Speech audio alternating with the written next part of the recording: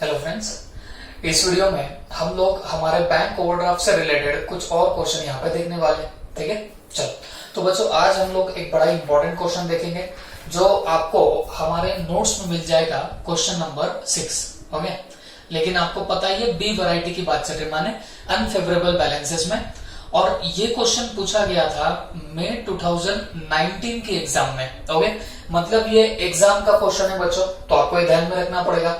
और एग्जाम में आया हुआ है कितने मार्क्स के लिए? 10 मार्क्स के लिए ये पूछा गया है। ओके, चैप्टर की शुरुआत में मैंने आपको बताया था इस चैप्टर से एक क्वेश्चन डेफिनेटली आता है फॉर 10 मार्क्स, तो ये भी एग्जाम का ही आपको एक क्वेश्चन दिया हुआ है। ठीक है, तो चलो देखते हैं कि एग्जाम का क्वेश्चन है कुछ बहुत भारी है कि क्या है, देखना पड़ेगा एक बार, है ना। देखो, prepare the bank reconciliation statement of messrs RK brothers on 30 June 2018। मतलब आपको बीआरएस बनाना है ये तो पता चल गया, और कब बनाने गए? 30 जून 2018 को। From the particulars given below, और नीचे आपको कुछ पर्टिकुलर्स दिए हैं, इसके बेसिस पे आपको यहाँ पे बीआरएस प्रिपेयर करना है। ठीक है, देखो, the bank passbook had a debit balance of ₹25,000 on 30 June 2018। इसका मतलब क्या हुआ बच्चों? आपको बैंक पासबुक का डेबिट बैलेंस यहाँ पे दिया गया कितने का? 25,000 रुपीज का। तो सिंपली स्पीकिंग हमको कैसे पता चलेगा कि ये प्रॉब्लम ओवरड्राफ्ट का प्रॉब्लम है या नॉर्मल प्रॉब्लम है? तो देखो, बैंक पासबुक को नॉर्मली कौन सा बैलेंस होता है? Credit balance. लेकिन अगर पासबुक में डेबिट बैलेंस है, इसका मतलब ये ओवरड्राफ्ट है। ओके, तो बच्चों आपको नहीं लगता कि आपको यहाँ पे स्टार्टिंग पॉइंट दिया है, लेकिन स्टार्टिंग पॉइंट एज पर क्या दिया गया है बच्चों? पासबुक के एंगल से आपको यहाँ पे स्टार्टिंग पॉइंट दिया गया है। तो पासबुक के हिसाब से आपको डेबिट बैलेंस कितने का दिया? ₹25,000 का ऑन 30 जून 2018 को। तो हमने तो पहले डिसाइड कर लिया था क्या कि जब भी हमको हमारा स्टार्टिंग पॉइंट अगर मिल जावे तो हम क्या करेंगे बच्चों? हम हमारा क्वेश्चन सॉल्व करने लग जाएंगे। ओके, या मैं बोलूंगा हम लोग हमारा फॉर्मेट बना लेंगे, हमने पहले डिसाइड करके रखा था। तो चलो फटाफट हम लोग फॉर्मेट बना लेते हैं। तो मुझे एक बात बताओ, यहाँ पे क्या डालूंगा? Bank reconciliation statement, bank reconciliation statement.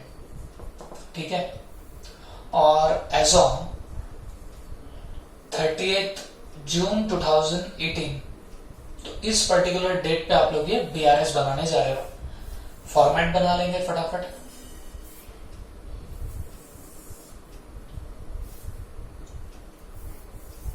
ये बड़ा क्वेश्चन है तो मुझे वहां की भी साइड लगेगी बच्चों। ठीक है, पर्टिकुलर्स रुपीस। ठीक है, और सबसे पहले यहाँ पे आपको डेबिट बैलेंस दिया है एज पर योर पासबुक, या फिर डेबिट बैलेंस लिखो, या फिर मैं यहाँ पे ओवरड्राफ्ट एज पर पासबुक भी लिख सकता हूँ। Overdraft as per passbook. Okay, तो बताओ कितना है ओवरड्राफ्ट एज पर पासबुक? तो ओवरड्राफ्ट दिया है यहाँ पे 25,000 रुपीज का।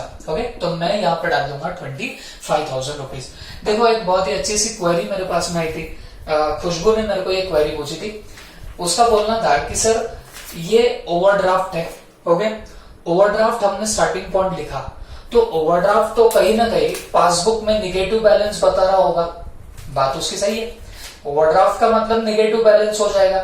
तो खुशबू का पूछना था कि सर अब जब हम यहाँ पे स्टार्टिंग पॉइंट लिख रहे हैं, भले कैश बुक लिखो भले पासबुक लिखो, लेकिन यहाँ पे ओवरड्राफ्ट लिखा, तो सर क्या यहाँ पे माइनस लिखना चाहिए? तो जवाब है नहीं। उसका पूछना एकदम बराबर है बच्चों कि ओवरड्राफ्ट को तो नेगेटिव बैलेंस होता है, डेफिनेटली वो सही बोल रही है, लेकिन जब हम हमारा बीआरएस बनाते हैं तो हम लोग ओवरड्राफ्ट एक बार यहाँ पर लिख देंगे, तो यहाँ पे हम लोग 25,000 पॉजिटिव में ही लिखेंगे। ओके, वो फिगर पॉजिटिव हुआ कि नेगेटिव हुआ वो कब सोचना? एंडिंग पॉइंट में सोचना। ओके, यहाँ पे आप हमेशा लिखते टाइम आप लोग क्या लिखने वाले हो? पॉजिटिव फिगर ही लिखोगे। ओके, हाँ, लेकिन मैं क्यों बोल रहा हूं कि यहाँ पे पॉजिटिव ही लिखना चाहिए? क्योंकि देखो यहाँ पॉजिटिव लिखते हैं, और आपने अगर देखा होगा जब हम यहाँ पे ऐड और लेस के जो आइटम डालते हैं, तो जो नॉर्मल बैलेंस में ऐड होता है वो यहाँ पे लेस होता है, जो नॉर्मली लेस होता है वो यहाँ पे ऐड होता है। ओके, तो आपको नहीं लगता कि हम वैसे भी उल्टे इफेक्ट दे रहे हैं? ओवरड्राफ्ट का जब भी प्रॉब्लम सॉल्व कर रहे हैं तो वैसे भी हम लोग तो उल्टे इफेक्ट दे रहे हैं। ओके, तो आपको नहीं लगता बच्चों कि हम अगर ओवरड्राफ्ट जो वैसे तो नेगेटिव बैलेंस है लेकिन हमने उसको यहाँ पे पॉजिटिव लिखा, तो हम यहाँ पे वैसे भी तो उल्टे इफेक्ट मार रहे। जो हम नॉर्मली मारते थे इफेक्ट ऐड करते थे नॉर्मल बैलेंस में, तो यहाँ पे हम लोग लेस करने वाले, तो वैसे हम इफेक्ट उल्टे मारेंगे। लेकिन ये जो चीज है वो हम लोग हमेशा पॉजिटिव ही लिखेंगे। ओके, वो पॉजिटिव होगा कि नेगेटिव होगा वो चक्कर कहां पे चलते हैं, वो चीजें कहां पे सोचनी, ये लास्ट में। ओके, यहाँ पे ओवरड्राफ्ट हो या आपका फेवरेबल बैलेंस हो, हमेशा यहाँ पे पॉजिटिव पॉइंट ही लिखना, पॉजिटिव अमाउंट ही लिखना। हाँ, नीचे एडलेस करने के बाद अगर कोई नेगेटिव अमाउंट आ रही होंगी तो आपको फिर सोचना पड़ेगा। वो मैंने आपको प्रीवियस लेक्चर में बताया। यहाँ पे अब मान लीजिए अनफेवरेबल बैलेंस है, यहाँ पे आंसर आपका पॉजिटिव फिगर आएगा, तो ये भी अनफेवरेबल बैलेंस होगा लेकिन कैश बुक के हिसाब से अनफेवरेबल होगा। यहाँ पे पॉजिटिव है या यहाँ पे अनफेवरेबल है, यहाँ आंसर नेगेटिव आ जाए तो फिर वो फेवरेबल बैलेंस होने लगेगा। ये सवाल मुझे अभी थोड़ी देर पहले सेजल ने भी पूछा कि सर मान लो यहाँ पे आपका ओवरड्राफ्ट है, लेट से उसने जैसे एग्जांपल भी दी थी, वो बोल रही थी कि सर 7,000 का आपका मान लीजिए ओवरड्राफ्ट है और आपने बैंक में 10,000 रुपीज डिपॉजिट कर दिए। तो मुझे एक बात बताओ, 7,000 का लोन दिख रहा था, ऊपर से मैंने 10,000 जमा कर दिए, तो बैंक पहले क्या करेगी, 7,000 का लोन काट देगी और फिर आपके पास में 3,000 का बैलेंस दिखेगा, बट कौन सा, फेवरेबल बैलेंस दिखने लग जाएगा। बात समझ में आई? पहले लोन काट लेगी बैंक और फिर भी आपके एक्स्ट्रा पैसे जमा हुए तो वो फिर आपका फेवरेबल बैलेंस इंडिकेट करने लगेगा। ओके, तो दो कुछ अच्छे डाउट्स मेरे पास में आए थे, वो मैंने आपके साथ में डिस्कस कर लिए। ठीक है, तो प्लीज ध्यान देना, ये जब भी ओवरड्राफ्ट लिखोगे तो टेंशन नहीं लेना, सीधे सीधे आप लोग पॉजिटिव फिगर ही डालोगे। भले ही ओवरड्राफ्ट अपने आप में नेगेटिव चीज होती है, बट हम लोग यहाँ पे हमेशा पॉजिटिव बैलेंस डालेंगे। ओके, क्यों? क्योंकि यहाँ जो हम लोग इफेक्ट मारते हैं वो नॉर्मल बैलेंस से उल्टे होते हैं, तो एट लास्ट क्या हो जाता है, आपका बराबर सारा कुछ वैसे ही मैच हो जाएगा। ओके, चलो, तो अब हमने यहाँ पे क्या डाल दिया, हमने स्टार्टिंग पॉइंट डाल दिया। अब आपको भी पता है यहाँ पे कुछ चीजें आपकी ऐड होने वाली है और कुछ चीजें लेस होंगी। लेस के आइटम में यहाँ पे डाल देता हूं सारे।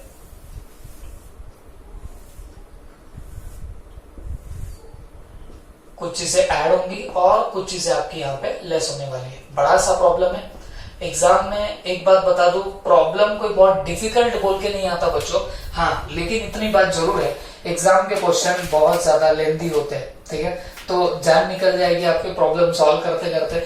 10 मार्क अर्न करना ऐसा पकड़ चलो बहुत कंज्यूमिंग टास्क होता है हमारे एग्जाम पॉइंट ऑफ व्यू से। ठीक है, चलो अब नीचे एक एक करके हम लोग सारे डिफरेंसेस देखने लग जाते हैं। पहला, वहां पे बता रहा है वो, a cheque worth ₹400 directly deposited into bank. मतलब क्या हुआ, एक चेक, कितने का चेक, ₹400 का, directly deposited into bank by customer.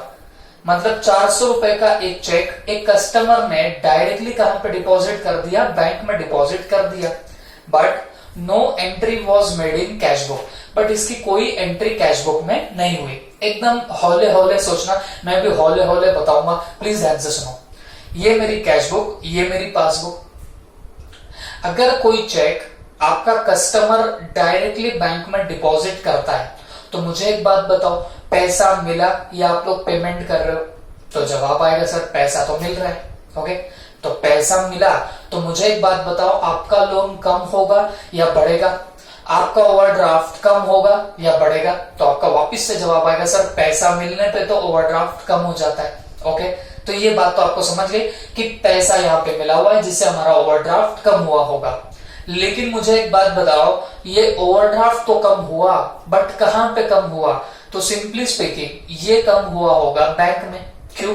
क्योंकि चेक जो था वो डायरेक्टली डिपॉजिट किया कस्टमर ने, कहां पे, बैंक में। ओके, तो उसने अगर बैंक में डायरेक्टली चेक डिपॉजिट कर दिया तो बैंक क्या करेगी, उसका लोन कम कर देगी, उस पार्टी का लोन कम कर देगी, बट कहां पे करेगी, पासबुक में कम कर देगी। ओके, पैसा मिलने से लोन कम हो जाता है, बट वो पैसा डायरेक्टली कहां पे मिला, बैंक में मिला, तो पासबुक से क्या हो गया, आपका जो लोन था वो एकदम से कम हो गया। बट कैश बुक में हमारा क्या लोन कम हुआ या नहीं हुआ? जवाब है नहीं हुआ। ओके, क्यों? क्योंकि हमने कोई एंट्री कैश बुक में मारी ही नहीं। चेक डायरेक्टली उसने डिपॉजिट बैंक में किया तो बैंक वाले को पहले पता चल गया कि अमाउंट आई है, अमाउंट मिली है, तो बैंक में से लोन कम हो चुका है, कैश बुक में नहीं हुआ, डिफरेंस खड़ा हो गया। What is your starting point? Cash book is my starting point. तो कैश बुक में ऐसा क्या करूं जिससे दोनों बैलेंस मैच हो जाए, तो मैं जब लेस करूंगा तब जाके मेरे दोनों भी बैलेंसेस यहाँ पे मैच होने लगेंगे। तो अकॉर्डिंगली मुझे क्या करना पड़ेगा, लेस करना पड़ेगा। लेकिन कब, जब आपका कैश बुक स्टार्टिंग पॉइंट होगा। लेकिन मुझे एक बात बताओ, हमारा यहाँ पे स्टार्टिंग पॉइंट क्या है बच्चों, passbook is my starting point. तो पासबुक स्टार्टिंग पॉइंट है तो आपको ऐड करना पड़ेगा। मैं वापस से आपको एक बार बता देता हूं। देखो भाई, बहुत सीधी सी बात है, आपके पासबुक में पैसा डायरेक्टली डिपॉजिट हुआ तो आपके पासबुक में से लोन कम हो गया, कैश बुक में हुआ क्या, नहीं। स्टार्टिंग पॉइंट तुम्हारा क्या है, पासबुक तुम्हारा स्टार्टिंग पॉइंट है। तो पासबुक स्टार्टिंग पॉइंट होगा तो आप लोग जब ऐड करोगे तब जाके आपका यहाँ पे बैलेंसेस मैच होने लग जाएंगे। बात समझ में आई आपको? तो अकॉर्डिंगली आपको यहाँ पे क्या करना पड़ेगा, ऐड करना पड़ेगा। कितना ऐड करना पड़ेगा बच्चों, 400 का चेक है तो 400 हम लोग ऐड करने वाले। तो यहां पे लिखूंगा cheque directly deposited by customer in bank account, in bank account. तो ये 400 यहाँ पे क्या होने वाले, ऐड होंगे। वापिस एक बार लास्ट टाइम बता देता हूं। देखो बच्चों, चेक आपको मिला बैंक में, तो पासबुक में आपकी पहली एंट्री मारी होगी और पासबुक में आपका लोन कम हो गया होगा, कैश बुक में नहीं हुआ। बट स्टार्टिंग पॉइंट इस क्वेश्चन में पासबुक दिया है, तो जब आप ऐड करोगे तो जाके आपका क्या होगा बताना, ये सारा इफेक्ट मैच होने लग जाएगा। ओके, चल आगे बढ़ते हैं। Out of cheques issued worth ₹35,000, checks amounting to 20,000 only were presented for payment। मतलब क्या हुआ, out of check issued worth ₹34,000, मतलब हमने चेक इशू किए, कितने के इशू किए, 34,000 के चेक इशू किए। चेक्स अमाउंटिंग टू 20,000 ओनली, मतलब 20,000 के ही cheque were presented for payment, present हुए कहां पे, पेमेंट के लिए। Okay, till 30 June 2018। तो सीधे सीधे अब मैं ये पूरा अगर आपको सामने ये एडजस्टमेंट रख दो तो इसका मतलब क्या निकल रहा है, देखो हमने क्या किया, हमने 34,000 के चेक इशू कर दिए और जिनको हमने 34,000 के चेक इशू किए उन्होंने पूरे चेक बैंक में प्रेजेंट नहीं किए, उन्होंने सिर्फ और सिर्फ कितने के बताना, 20,000 के चेक जो थे वो उन्होंने बैंक में डिपॉजिट किए। तो मुझे एक बात बताओ, हमने इशू किया 34,000 और बैंक में उन लोगों ने डाले कितने पैसे या कितने के चेक प्रेजेंट किए, 20,000 के प्रेजेंट किए। तो आपको नहीं लगता कि बैंक मेरे अकाउंट से पेमेंट भी कितने का करेगी, सिर्फ 20,000 का करेगी। मैं जब चेक इशू कर रहा हूं तो मैं तो 34,000 के इशू कर रहा हूं बच्चों, लेकिन बैंक पेमेंट कितने चेक का करेगी, सिर्फ 20,000 का करेगी। रीजन इज वेरी सिंपल, क्यों सिर्फ 20,000 का करेगी, क्योंकि वो लोगों ने अभी तक कितना प्रेजेंट किया हुआ है बैंक में, सिर्फ 20,000 का प्रेजेंट करके रखा हुआ है। This is the adjustment. हमने इशू किए 34,000 के और बैंक में उन लोगों ने प्रेजेंट कितने किए बताना, उन्होंने सिर्फ और सिर्फ 20,000 के वहां पे चेक प्रेजेंट किए। तो आपको नहीं लगता यहां पे 34,000 के तो हमने इशू किए चेक, जिसमें से 20,000 जो थे वो प्रेजेंट हुए हैं बैंक में।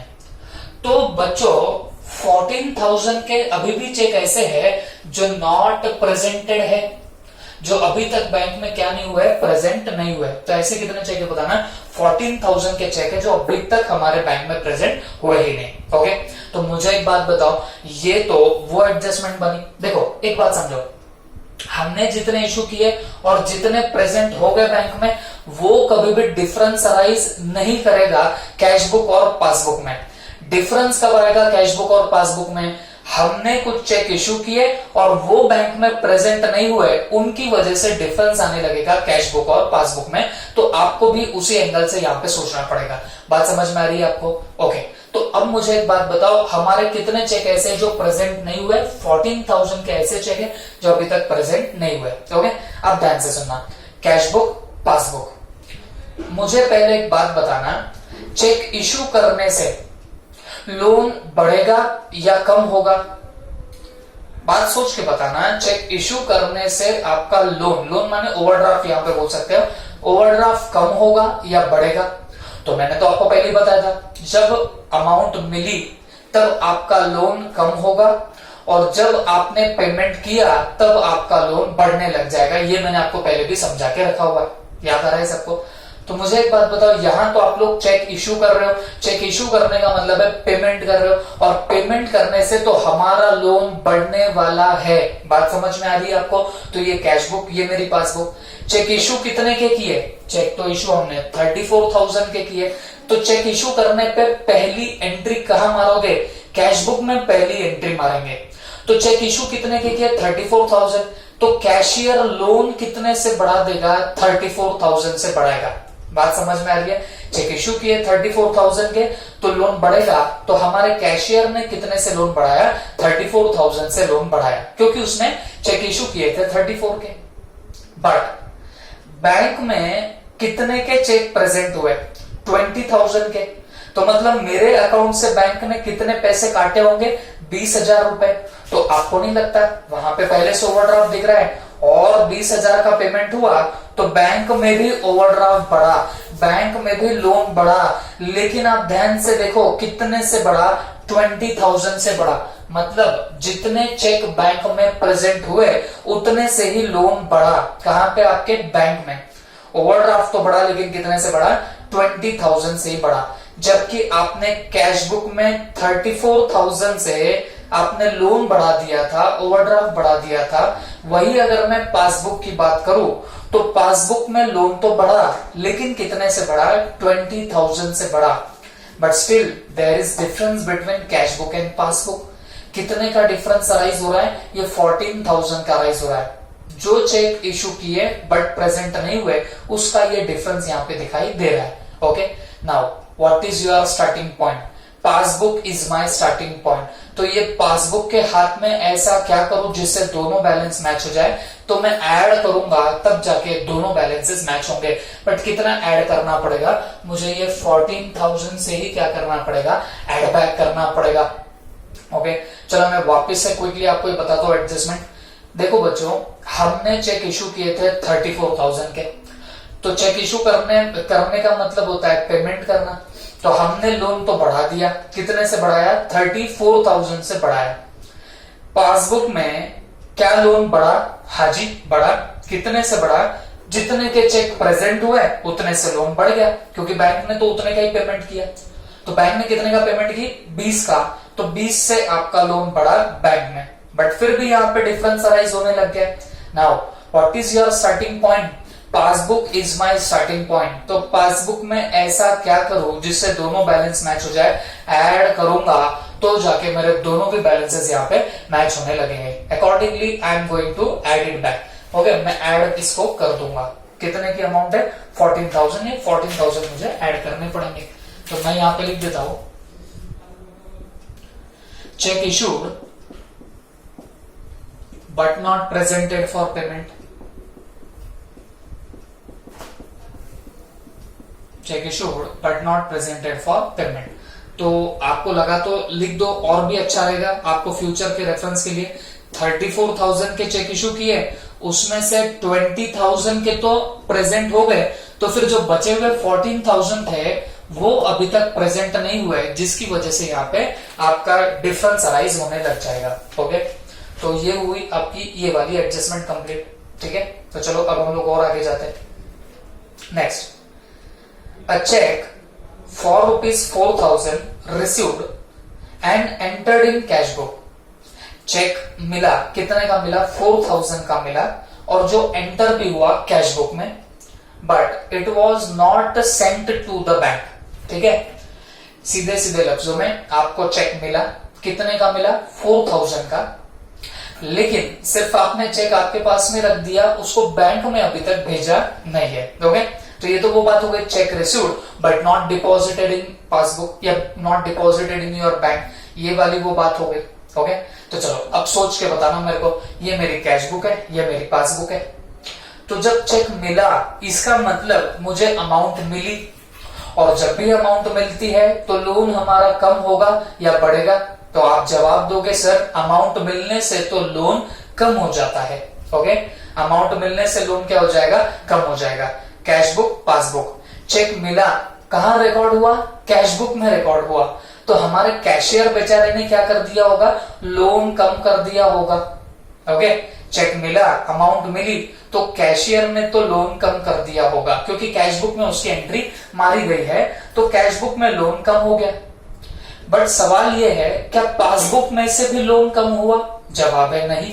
क्यों नहीं? क्योंकि हमने तो उसकी कोई एंट्री अभी तक पासबुक में मारी ही नहीं है। रीजन इज दैट वो चेक तो अभी तक डिपॉजिट हुआ ही नहीं है बैंक में, तो सवाल ही नहीं उठता, पासबुक में से हमारा लोन कम हुआ ही नहीं। ओके, तो दोनों में डिफरेंस अराइज हो गया। Now what is your starting point? Passbook is my starting point. तो ये पासबुक के हाथ में ऐसा क्या करो जिससे दोनों बैलेंस मैच हो जाए, तो मैं जब लेस करूंगा तो जाके मेरे दोनों भी बैलेंसेस यहाँ पे मैच होने लग जाएंगे। ओके, तो चलो मैं वापस से आपको बताता हूँ। देखो भाई, बहुत सिंपल सी बात है, एक चेक आपको मिला, मतलब अमाउंट आपको मिली, और जब भी अमाउंट मिलती है तो मैंने जैसे आपको बताया उससे क्या होगा, लोन कम हो जाएगा। ठीक है, तो फिर लोन कम तो हुआ, बट किस बुक में हुआ, कैश बुक में हुआ। क्यों कैश बुक में हुआ? क्योंकि हमारी कैश बुक में क्या हुई है बताना, एंट्री पास कर दी गई है, तो अकॉर्डिंगली कैश बुक में से लोन कम हो गया। पासबुक में हुआ क्या? नहीं, क्योंकि हमने वो चेक तो अभी तक बैंक में डिपॉजिट किया ही नहीं था। तो मुझे एक बात बताओ, दोनों में डिफरेंस खड़ा हो गया। क्या है तुम्हारा स्टार्टिंग पॉइंट? पासबुक है हमारा स्टार्टिंग पॉइंट। तो पासबुक में क्या करूं जिससे दोनों बैलेंस मैच हो जाए, जब लेस करूंगा तो जाके मेरे दोनों भी बैलेंसेस यहाँ पे मैच होने लगेंगे। Accordingly I am going to less here, मैं इसको क्या कर दूंगा, सीधे सीधे लेस करूंगा। तो मुझे कितनी अमाउंट लेस करनी पड़ेगी बच्चों? 4000 की। 4000 का वो चेक था, तो मैं यहाँ पे लिख दूंगा check received but not deposited into bank, into bank. तो ये कितने का बताना, 4000 का चेक था। Is that clear? आगे, checks worth ₹20,000 had been sent to bank for collection was reported by bank as under। मतलब क्या हुआ, चेक्स का मतलब क्या हुआ, एक से ज्यादा चेक होंगे। ओके, मतलब 2 या 3 कुछ तो भी चेक होंगे। चेक्स वर्थ ₹20,000 मतलब 2-3 मिला के कुछ चेक होंगे जो 20,000 के थे, had been sent to bank, और वो हमने सेंड तो कर दिए बैंक को फॉर कलेक्शन। कलेक्शन मतलब क्लियरेंस। ओके, तो हमको किसी से चेक मिला होगा, हमने वो बैंक में डिपॉजिट किया होगा, और बैंक उसको कलेक्शन के लिए लेने वाली, कलेक्शन माने क्लियर करने वाली है। और आगे क्या बोला, but was reported by the bank as under, और उसका कलेक्शन कब कब हुआ, मतलब क्लियरेंस कब कब हुआ, ये हमको बैंक बता रही है। ठीक है, तो number 1, cheques collected before 30th June 18 14,000। 30th June 18 कितने, 14,000, मतलब 30 जून 18, 30th June 18 के पहले 14,000 के चेक कलेक्ट हुए हैं। ओके, तो मुझे एक बात बताओ, देखो आप कब का बीआरएस बना रहे हो, तो आप तो 30th जून का बीआरएस यहाँ पे बना रहे हो। ये कब का बीआरएस बना रहे हो, 30th June 2018 का बीआरएस बना रहे हो। तो मुझे एक बात बताओ, आपके जितने भी आपने चेक डिपॉजिट किए वो तो टोटल 20,000 के डिपॉजिट किए, तो 20,000 के जो डिपॉजिट आपने चेक किए उसमें से 30th जून तक कितने चेक क्लियर हो गए, तो बच्चों 14,000 के चेक क्लियर हो चुके हैं। कहां तक, 30th June 2018 तक। तो मुझे एक बात बताना, हमने चेक बैंक में डिपॉजिट किया और वो जाके क्लियर भी हो गया, बात समझ में आ रही है? हमने चेक डिपॉजिट किया और वो जाके क्लियर हो भी गया, तो आप मुझे एक बात बताओ, इससे कैश बुक और पासबुक में तो कोई डिफरेंस अराइज ही नहीं होगा। क्यों? हमने चेक डिपॉजिट किया, बैंक ने भी उसकी एंट्री मार दी, कब तक, 30th June 2018 तक। क्यों? क्योंकि वो 30th जून तक क्लियर हो चुके हैं चेक। जब अगर आपके चेक क्लियर हो जाए, हमने दोनों तरफ अगर क्या मार दिए, एंट्रीज मारी है, कैश बुक में मारी, पासबुक में भी मार दी, तो बच्चों यहां कोई डिफरेंस अराइज हो ही नहीं सकता। तो याद रखना, ये पॉइंट कभी भी आपके बीआरएस में आएगा नहीं। हम बैंक रिकंसिलिएशन स्टेटमेंट में कैसे पॉइंट लेते हैं, ऐसे हम लोग पॉइंट लेते हैं जिनसे डिफरेंस अराइज होने लग जाएगा। ओके, आप देखो आज तक भी आपको डिफरेंस के लिए एक पॉइंट आता था, check deposited but not cleared, तो वो बीआरएस का पॉइंट बनता है। या फिर check deposited but cleared after BRS की डेट, मतलब जिस डेट को आप लोग बीआरएस बना रहे हो उसके बाद जाके क्लियर होता है, तो जाके वहां पे फिर डिफरेंस अराइज होने लग जाता है। तो सिंपली स्पीकिंग, जो चेक आप लोग इशू डिपॉजिट कर रहे हो वो अगर बीआरएस की डेट के पहले ही क्लियर हो जाए तो याद रखना वो कभी भी डिफरेंस अराइज नहीं करेंगे कैश बुक और पासबुक के अंदर। तो जिनसे डिफरेंस अराइज हो ही नहीं रहा आपकी कैश बुक और पासबुक में, तो हम कभी भी उसको बीआरएस में रिकॉर्ड नहीं करेंगे, बीआरएस में हम लोग उसका इफेक्ट नहीं देंगे, क्योंकि बीआरएस में हम सिर्फ उन्हीं पॉइंट्स को लेके आते हैं जिनकी वजह से आपकी कैश बुक और पासबुक मैच न होती हो। बात समझ में आई आपको? तो बच्चों यहाँ पे ध्यान से देखना, हमने इन टोटलिटी कितने के चेक डिपॉजिट किए, 20,000 के, और जिसमें चेक्स कलेक्टेड बिफोर 30 जून कितने, 30 जून के पहले कितने चेक कलेक्ट हो गए, तो याद रखो 14,000 के चेक यहाँ पे कलेक्ट हो चुके हैं। कलेक्ट होने का मतलब है क्लियर हो जाना। तो ये 14,000 का कोई भी इंपैक्ट आपके बीआरएस में नहीं होगा, क्योंकि हमने कैश बुक में भी उसकी एंट्री मार दी है, और क्योंकि वो 30 जून के पहले क्लियर हो गए तो इसका मतलब उसका इफेक्ट पासबुक में भी आ चुका है। तो दोनों में बैलेंस बढ़ चुका है। अगर बैलेंस की बात करो और ओवरड्राफ्ट की बात करो तो दोनों में भी ओवरड्राफ्ट कम हो चुका होगा, तो उसका कोई भी इफेक्ट आपके बीआरएस में नहीं आएगा। तो 14,000 को हम लोग कुछ नहीं करने वाले, याद रखना। लेकिन नीचे कह दिया, चेक्स कलेक्टेड ऑन 10 जुलाई 2018 4,000। हाँ, लेकिन कुछ चेक ऐसे जो कलेक्ट हुए कब, 10 जुलाई 2018 को, मतलब हमारे बीआरएस की डेट के बाद कलेक्ट हुए। कलेक्ट होने का मतलब है क्लियर होना, मतलब वो क्लियर कब हुए, हमारे बीआरएस की डेट के बाद। तो मुझे एक बात बताओ, हमने डिपॉजिट बीआरएस की डेट के पहले किया और वो कलेक्ट माने क्लियर कब हो रहे, बीआरएस की डेट के बाद, डेफिनेटली इससे कैश बुक और पासबुक मैच नहीं हो रही होगी। ये आइटम 4,000 का आपको बीआरएस में डालना ही पड़ेगा। ओके, फिर उसके नीचे और कुछ है, चेक्स कलेक्टेड ऑन 12 जुलाई 2018 2000, और कुछ चेक थे वो 20,000 में की, जो कलेक्ट कब हुए, 12 जुलाई 2018 को हुए। तो यहां पे भी वापस से वही प्रॉब्लम हो गई, ये भी कलेक्ट हुए बाद में, बीआरएस की डेट के बाद में, तो ये भी क्या राइज करेगा, डिफरेंस खड़ा करने लग जाएगा। Is that clear? ओके, तो फिर एक बात याद रखना, अब मैं पूरी एडजस्टमेंट को आपको वापस कंक्लूड करता हूं। हमने 20,000 के चेक डिपॉजिट किए बैंक में, उसमें से कुछ चेक 14,000 के थे जो कलेक्ट हो गए, जो क्लियर हो गए बिफोर 30 जून। इसका मतलब वो डिपॉजिट भी हुए और क्लियर भी हो गए, तो वो कभी भी कैश बुक पासबुक में डिफरेंस खड़ा करेगा ही नहीं। ओके, हाँ, कुछ चेक ऐसे थे 4,000 के जो 10 जुलाई को क्लियर हुए, मतलब इस डेट के बाद क्लियर हुए, मतलब डिपॉजिट पहले क्लियर हुआ बाद में, उससे कैश बुक पासबुक मैच नहीं करेगा, वो बीआरएस में जरूर पॉइंट आएगा। फिर कुछ चेक थे 2,000 के जो बाद में जाके आपके क्या हो रहे बताना, क्लियर हो रहे, कब, 12 जुलाई को क्लियर हो रहे, उससे भी कैश बुक पासबुक मैच नहीं होने वाली है। ठीक है, तो हम 14,000 को यहाँ कहीं पे भी हमारे बीआरएस में हम लोग डालने नहीं वाले। हाँ, लेकिन वो जो 4,000 और 2,000 का वो जो चेक है जो कलेक्ट बाद में हुआ, जो क्लियर बाद में हुआ, उसको हमको डेफिनेटली बीआरएस में डालना पड़ेगा। बात समझ में आ रही है? डेफिनेटली आपको इसको बीआरएस में डालना पड़ेगा। अब मेरे को एक बात बताना, ये मेरी कैश बुक, ये मेरी पासबुक, चेक डिपॉजिट किए, मतलब चेक आपने जमा किया बैंक में, तो वो तो पैसे की रिसिप्ट हो रही है, तो आपको नहीं लगता कैशियर ने पहले एंट्री मारी होगी? और कैशियर क्या करेगा, चेक डिपॉजिट करना मतलब किसी से हमको पैसे मिले होंगे, चेक हमको मिला होगा जो हमने बैंक में डाला, तो ये तो रिसिप्ट हो रही है, पैसा मिल रहा है, और पैसा मिलने से ओवरड्राफ्ट कम होता है या बढ़ता है? तो जवाब आएगा सर ओवरड्राफ्ट तो कम होता है। तो चेक डिपॉजिट किया तो पहली एंट्री कैशियर मारेगा, कैशियर ओवरड्राफ्ट कम करेगा, चेक डिपॉजिट करने से ओवरड्राफ्ट कम होता है, बट कैशियर कितने से ओवरड्राफ्ट कम करेगा? तो बच्चों वो 20,000 से ओवरड्राफ्ट कम करेगा। क्यों 20,000 से कम करेगा? क्योंकि चेक तो डिपॉजिट 20,000 के हुए, तो उसने 20,000 से ओवरड्राफ्ट कम कर दिया। ओके, हाँ। अब रही बात पासबुक की। पासबुक में 30 जून तक कितने चेक क्लियर हो गए, कितने चेक कलेक्ट हुए? 14,000 के।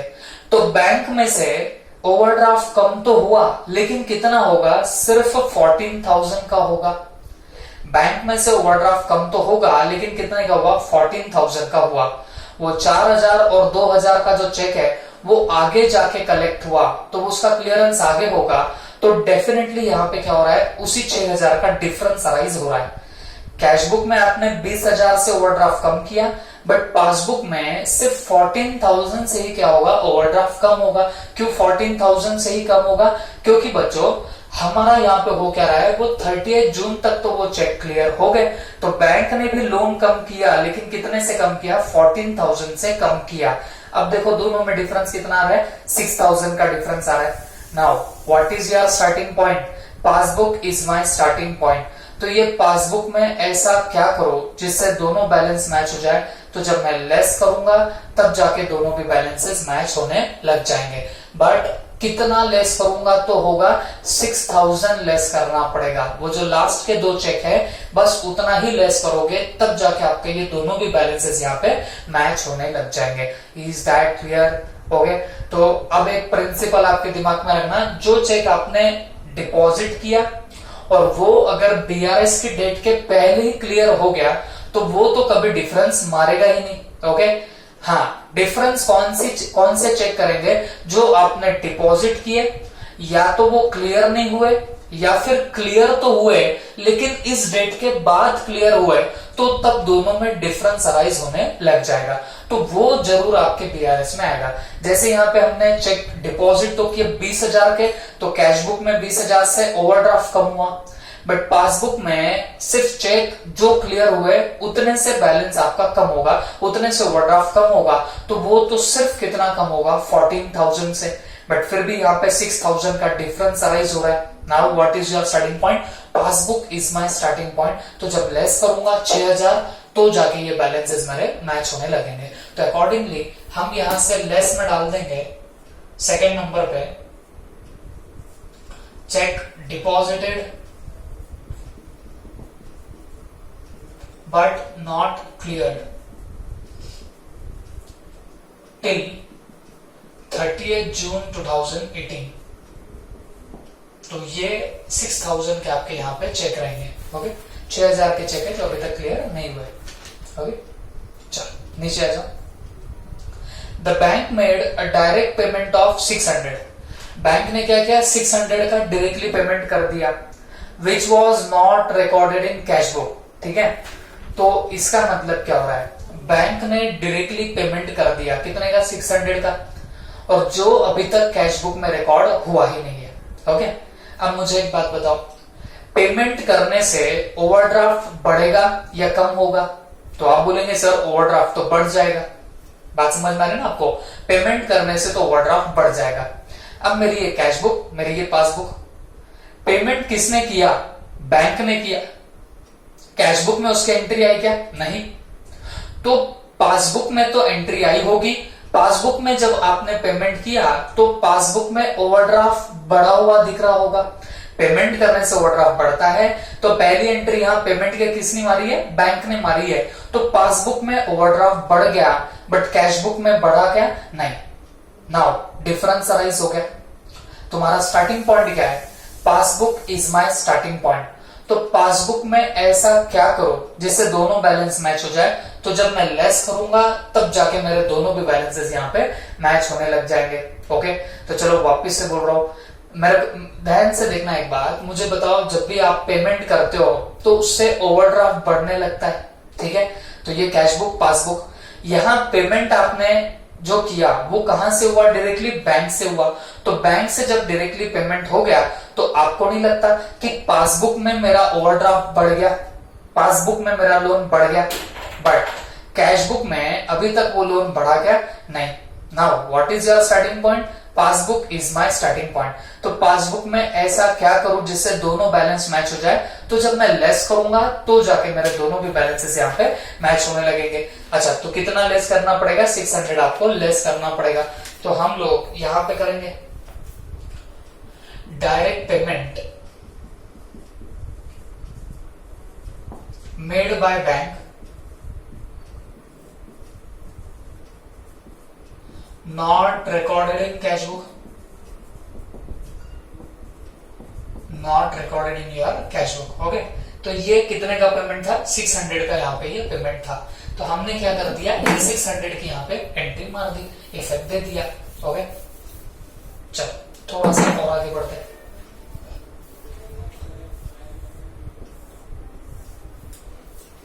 नेक्स्ट आगे क्या बोला है, interest on overdraft charge by the bank ₹1600 was not recorded in cash book।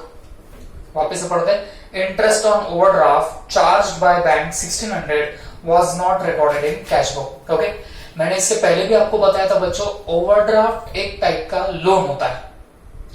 तो जब भी आप पैसा डिपॉजिट करोगे तो बैंक आपसे ना सिर्फ ओवरड्राफ्ट की अमाउंट रिकवर करेगी, बल्कि उसके साथ में इंटरेस्ट का भी अमाउंट बैंक आपसे रिकवर करने लग जाती है। ये मैंने आपको पहले भी बताया था। ओके, तो आप मुझे एक बात बताओ, ये रही आपकी कैश बुक, ये रही पासबुक। इंटरेस्ट ऑन ओवरड्राफ्ट कहां पे चार्ज हुआ, तो पासबुक में चार्ज हुआ। कैश बुक में चार्ज हुआ क्या, नहीं चार्ज हुआ। इंटरेस्ट ऑन ओवरड्राफ्ट एक टाइप का आपका पेमेंट है, तो पेमेंट करने से लोन बढ़ जाता है, ओवरड्राफ्ट बढ़ जाएगा। तो अकॉर्डिंगली पासबुक में मेरा ओवरड्राफ्ट और बढ़ गया। बट क्या कैश बुक में ये ओवरड्राफ्ट बढ़ा, नहीं, क्योंकि यहां तो कोई एंट्री मारी ही नहीं है। Now what is your starting point, passbook is my starting point. तो पासबुक में ऐसा क्या करो जिससे दोनों बैलेंस मैच हो जाए, तो जब लेस करूंगा तो जाके दोनों भी बैलेंसेस यहाँ पे मैच होने लगेंगे। तो accordingly I am going to less here. ठीक है, मैं वापिस से बताता हूं, इंटरेस्ट से आपका ओवरड्राफ्ट और बढ़ जाएगा। इंटरेस्ट ऑन ओवरड्राफ्ट बैंक ने वसूल किया तो इससे मेरा लोन और बढ़ गया। बट कैश बुक में ये लोन और बढ़ा क्या, नहीं। Now what is your starting point, passbook is my starting point. तो पासबुक में ऐसा क्या करो जिससे दोनों बैलेंस मैच हो जाए, तो मैं लेस करूंगा तो जाके मेरे दोनों भी बैलेंसेस यहाँ पे मैच होने लगेंगे। तो accordingly I am going to less here या डिडक्ट हियर। कितना लेस करना पड़ेगा, 1600 यहाँ पे लेस करना पड़ेगा। तो यहाँ पे लिख दूंगा interest on overdraft not recorded in cash book. ये देखो, ये 1600 हमने क्या कर दिया, यहां पर डाल दिया। चलो मैं आगे, bank charges worth ₹80 have been entered twice in cash book, whereas insurance charges for ₹70 directly paid by bank was not at all entered in the cash book। तो मेरे हिसाब से यहाँ पे दो एडजस्टमेंट है, एक नहीं दो एडजस्टमेंट है। तो हम लोग क्या करते हैं, एक एक पढ़ते। Bank charges worth ₹80 have been entered twice in the cash book। मतलब क्या हुआ, बैंक चार्जेस, बैंक ने आपसे चार्जेस वसूल किए, कितने, ₹80 के चार्जेस रिकवर किए बैंक ने। लेकिन हमने जब कैश बुक में उसकी एंट्री मारी तो वो ट्वाइस मारी, मतलब 2 बार हमने बैंक चार्जेस रिकॉर्ड कर दिए। कहां पे बताना, हमारे कैश बुक में। तो मुझे एक बात बताओ, ये मेरी कैश बुक, ये मेरी पासबुक। तो जब बैंक चार्जेस चार्ज किए होंगे बैंक ने, तो बैंक चार्जेस एक टाइप का पेमेंट है। आपके लिए तो पेमेंट होगा, क्योंकि बैंक आपसे वसूल कर दिए बैंक चार्जेस, तो आपके लिए वो क्या हो जाएगा, पेमेंट हो जाएगा। तो मुझे एक बात बताओ, ये पेमेंट होने से आपका ओवरड्राफ्ट बढ़ेगा कि कम होगा, जवाब है बढ़ेगा। ओके, ये कैश बुक, ये पासबुक। मुझे एक बात बताओ, हमारे पासबुक में पहली एंट्री आई होगी, पासबुक में हमारा ओवरड्राफ्ट बढ़ा होगा, बट कितने से बढ़ा होगा, ₹80 से हमारा ओवरड्राफ्ट बढ़ा होगा, क्योंकि बैंक चार्जेस तो थे कितने, 80 के थे। तो ओवरड्राफ्ट तो बढ़ा, बट कितने से बढ़ा, 80 से बढ़ा। कहां पे, पासबुक में। अब कैश बुक में क्या हुआ, कैश बुक में हमने भी ओवरड्राफ्ट, ये बैंक चार्जेस की एंट्री मारी, लेकिन 2 बार मारी। बैंक चार्जेस से ओवरड्राफ्ट तो बढ़ा, लेकिन कैसे बढ़ा, ये एक बार 80 से और एक बार 80 से। इसका मतलब 2 बार आपने बैंक चार्जेस की एंट्री मार दी कैश बुक में, जिससे 80 और 80 2 बार आपका क्या हुआ बताना, कैश बुक ऊपर चले गया, या ओवरड्राफ्ट में आपका यहाँ पे ज्यादा बैलेंस, या कैश बुक में आपका ज्यादा ओवरड्राफ्ट दिखाई देने लग गया। ओके, नाउ डिफरेंस अराइज हो रहा है। कितने का डिफरेंस अराइज हो रहा है? 80 रुपीज का ही डिफरेंस अराइज हो रहा है। कैसे, वापिस से बताता हूं। Cash book, passbook, bank charges एक टाइप का पेमेंट है, तो 80 रुपीज से पासबुक में आपका ओवरड्राफ्ट बढ़ गया, कैश बुक में एक बार 80, फिर वापिस से एक बार 80, 2 बार आपका क्या हुआ बताना, यहाँ पे ओवरड्राफ्ट बढ़ गया। Now what is your starting point? Passbook is my starting point. तो ये पासबुक में ऐसा क्या करो जिससे दोनों बैलेंस मैच हो जाए। तो जब मैं ऐड करूंगा तो जाके ये दोनों के बैलेंसेस यहाँ पे मैच होने लग जाएंगे। तो कितना ऐड करना पड़ेगा? 80 रुपीज ऐड करने पड़ेंगे। तो मैं यहाँ पे ऐड में डाल देता हूं bank charges recorded twice in cash book, recorded twice in what, cash book. तो लेकिन कितने की एंट्री मारनी पड़ेगी? 80 की मारनी पड़ेगी। 80 से आपको यहाँ पे ऐड करना पड़ेगा अगर स्टार्टिंग पॉइंट पासबुक है तो जाके आपका ये सब कुछ मैच होगा। अब उसी एडजस्टमेंट में और एक एडजस्टमेंट है क्या? Where insurance charges for ₹70 directly paid by bank, insurance charges for ₹70 directly paid by bank was not at all entered in the cash book। मतलब क्या हुआ?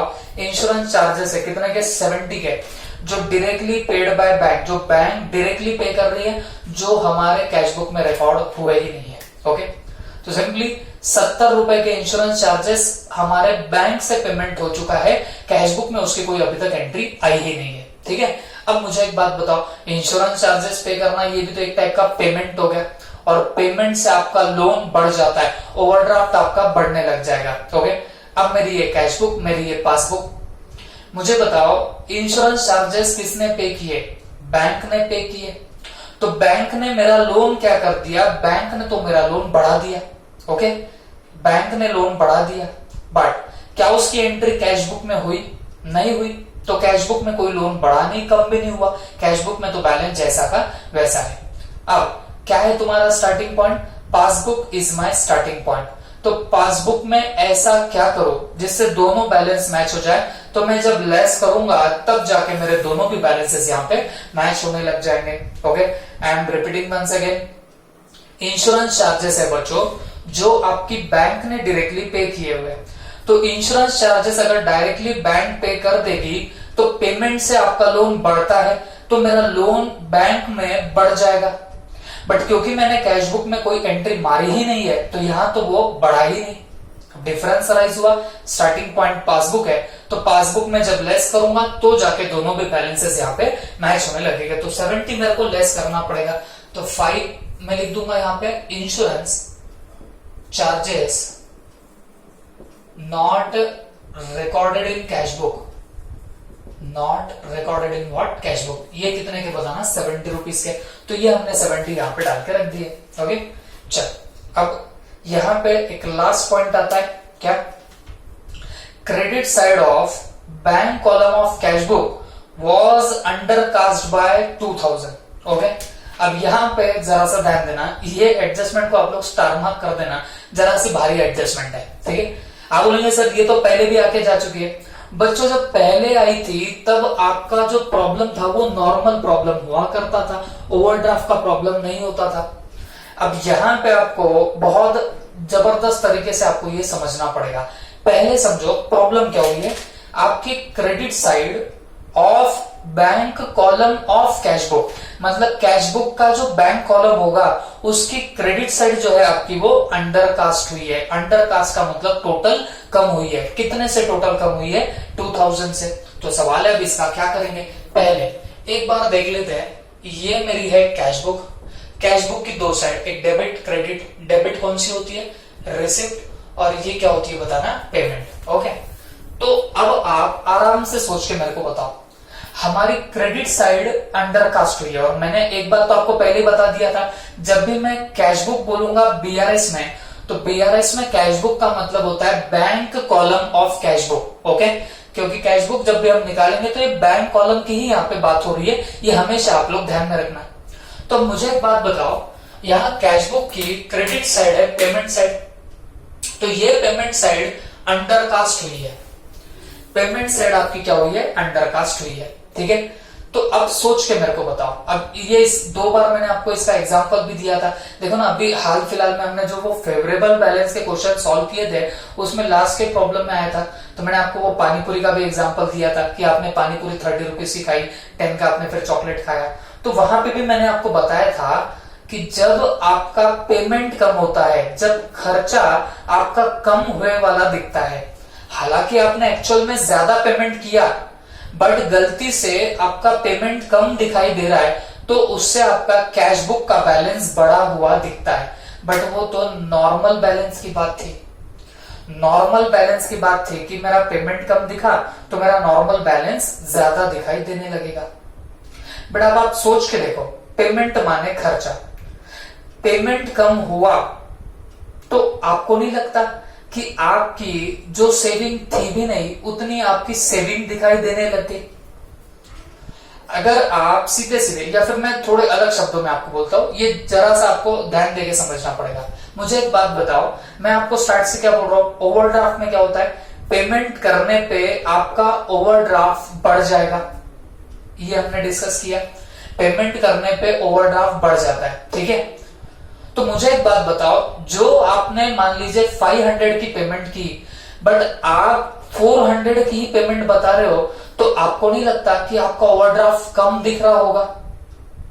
बात समझ में? ओवरड्राफ्ट है कितने का, 10,000 का, ऑलरेडी ओवरड्राफ्ट कितना है, 10,000 का, मैंने फर्दर पेमेंट किया 5,000 की, मैंने 5,000 का क्या किया है, पेमेंट किया है, तो आप बताओ पहले का 10,000 का ओवरड्राफ्ट, पहले लोन दिख रहा था 10,000 और फर्दर पेमेंट 5,000 की, तो अब मेरा ओवरड्राफ्ट कितना दिखना चाहिए, 15,000 से मेरा ओवरड्राफ्ट यहाँ पे दिखाई देना चाहिए। ये बात तो समझ में आई होगी आपको।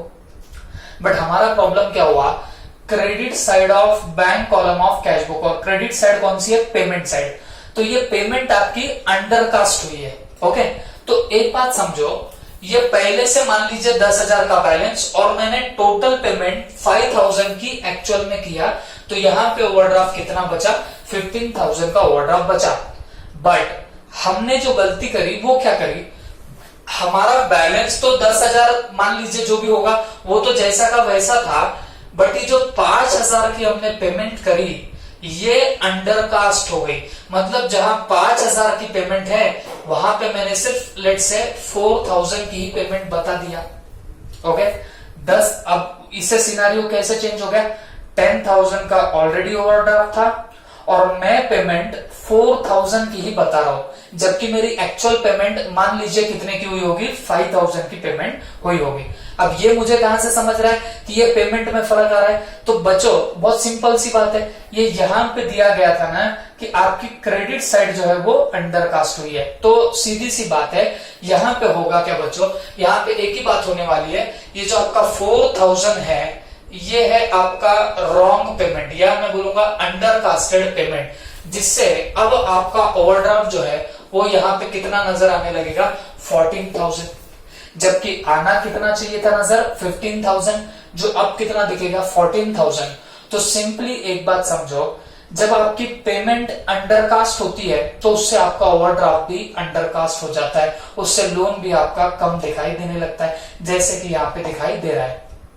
10,000 ओवरड्राफ्ट था, मैं 5,000 का पेमेंट करता तो 15,000 का ओवरड्राफ्ट दिखना चाहिए था, बट क्या हुआ, मैंने 5,000 की पेमेंट के बजाय 4,000 की पेमेंट बताई, मतलब अंडरकास्टिंग ऑफ पेमेंट कर दिया। तो आपको भी समझ रहा होगा 10,000 का ओवरड्राफ्ट और 4,000 का आपने पेमेंट गलती से बताया क्योंकि वो अंडरकास्ट हो गई है, तो उससे आपका जो ओवरड्राफ्ट भी होगा वो नीचे दिखाई देगा, कम बैलेंस ओवरड्राफ्ट का दिखाई देने लग जाएगा, ओके। तो अब इसको अब बात करते हैं कंक्लूजन की। तो मुझे बताओ ये जो भी घपले हुए वो कहां पे हुए, हमारी कैश बुक में, ये मेरी कैश बुक, ये मेरी पासबुक। पेमेंट साइड अंडरकास्ट हुई, खर्चे अंडरकास्ट हुई, वो कहां पे हुई, आपके कैश बुक में। तो पेमेंट अंडरकास्ट होना मतलब आपके खर्चे कम हुए, तो खर्चे कम हुए तो डेफिनेटली आपका ओवरड्राफ्ट जो है वो ओवरड्राफ्ट कम दिख रहा होगा, बात समझ में आई। लेकिन कहां पे ओवरड्राफ्ट कैश बुक में कम दिखाई दे रहा है, पासबुक में दिखाई दे रहा है क्या? नहीं। Now what is your starting point? Passbook is my starting point. तो ये पासबुक में ऐसा क्या करूं जिससे दोनों बैलेंस मैच हो जाए? तो जब लेस करूंगा तब जाके मेरे दोनों भी बैलेंसेस यहाँ पे मैच होने लगेंगे। I am repeating once again, वापिस से मैं आपको ये समझाता हूं हुआ क्या है यहाँ पे। बहुत सीधी सी बात है, देखो भाई मेरी credit side of bank column of cash book, ये जो पेमेंट है ना, तो पेमेंट मेरा कम दिख रहा है। तो जहां 5000 का पेमेंट किया होगा वहां 4000 का ही पेमेंट दिख रहा है। इससे ओवरड्राफ्ट पे क्या इफेक्ट आता है?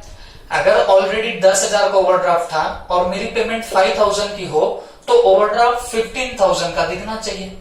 बट यहां पे क्या हुआ, 10,000 का यहाँ पे बैलेंस था ओवरड्राफ्ट का, और 5,000 के जगह मैंने 4,000 की पेमेंट बता दी, तो मेरा ओवरड्राफ्ट यहाँ पे 14,000 का हो गया। इन शॉर्ट, जहां 15,000 का ओवरड्राफ्ट दिखना चाहिए था वहां पे 14,000 का ही मेरा ओवरड्राफ्ट यहाँ पे दिखाई दे रहा है। तो इससे आपको नहीं लगता कि एक प्रॉब्लम जनरेट हो रही है? क्या प्रॉब्लम जनरेट हो रही है? आपको ओवरड्राफ्ट कम दिख रहा है, लेकिन ये घपले काम पे हुए कैश बुक में। तो कैश बुक में ओवरड्राफ्ट कम दिखा, पासबुक में दिखा क्या? नहीं। What is your starting point? Passbook. तो लेस करूंगा तब जाके ये दोनों बैलेंसेस मेरे मैच हो जाएंगे। तो कितना लेस करना पड़ेगा? 2000। तो यहां पे लिख देंगे under casting of credit side of cash book, credit side of cash book कितने से? 2000 से। And this is all about your problem. तो इतना बड़ा सा प्रॉब्लम मई 2019 के एग्जाम में पूछा गया था। अब हमको क्या काम करना है बच्चों? फटाफट इनकी टोटलिंग कर लेनी है। ऐड वालों की पहले टोटल कर लेते हैं। 14,000 प्लस 400 प्लस 80, तो ये आ गया 14,480। ये आ गया 14,480। ओके, इसकी सब टोटल यहाँ पे ले लेते हैं। 25,000 में इसको ऐड कर दो तो ये आएगा 39,480। ओके, अब एक बार लेस वालों के टोटल ले लेते हैं। 4,000 plus 6,000 plus 600 plus 1,600 plus 70 plus 2,000, तो ये आ गया कितना? 14,270। लेकिन ये होना है लेस, तो ये 39,480 में से हम लोग 14,270 माइनस कर लेते हैं। दिस कम्स टू कितना? 25,210। ये आ गया आपका क्या? 25,210। और एक बात ध्यान में रखो, ये देखो यहां जो फिगर आया वो पॉजिटिव फिगर आया। ओके, यहां पे unfavourable balance as per passbook था, ओवरड्राफ्ट एज पर पासबुक था। यहां पे अनफेवरेबल है, नीचे आंसर पॉजिटिव आया, तो ये भी अनफेवरेबल रहेगा, लेकिन किसके हिसाब से? कैश बुक के हिसाब से, अपोजिट वाले के हिसाब से। तो यहां पे हम लोग लिखेंगे अनफेवरेबल लिखो या फिर overdraft as per cash book लिखो, आपकी मर्जी। Overdraft as per cash book, और वो कितना दिख रहा है? 25,210। This is all about your biggest problem of your examination, that is May 2019 attempt. उसका ये पर्टिकुलर सवाल का जवाब है। ओके, फिर भी अगर कोई डाउट होगा तो आप मुझे जरूर पूछ सकते हो। कुछ थोड़ी बहुत टेढ़ी मेढ़ी एडजस्टमेंट जरूर आएगी बच्चों इसके अंदर, बट कोई टेंशन लेने की जरूरत नहीं। फोकस करके देखो, और फिर भी अगर डाउट होगा तो आप बिंदास मुझको पूछ सकते हो। ओके, चलो, थैंक यू। ये नोट कर लेना पड़ेगा आपको।